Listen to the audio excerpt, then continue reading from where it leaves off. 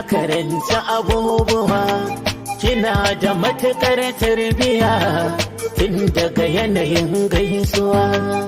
A gaba na kika durƙusa, lallai na hayo tsintuwa.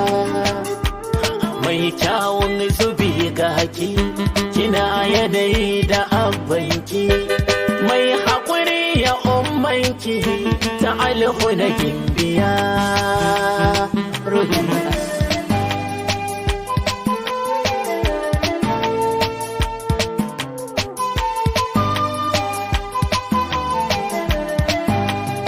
Hayyaya nisful hayati, ina ƙaunar ki duk sa'i. Sallar asuba da isha'i, na kan roƙo ga lillahi, yayi mini arzikin ruhi, ko da wasu za su mun sharhi. Ni na san me yasa kalbi nake ƙaunar ki duk sa'i.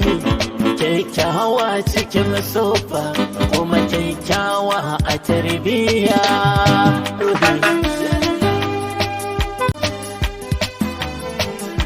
Haye a zaman jiya da na yau da ke, na karanta abubuwa, kina da matuƙar tarbiya tun daga yanayin gaisuwa.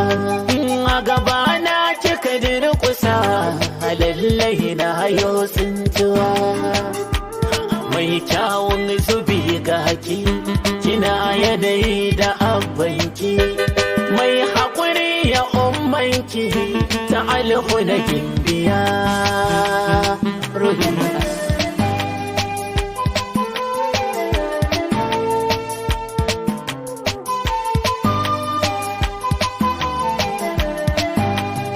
Hayyaya nisful hayati, ina ƙaunar ki duk sa'i.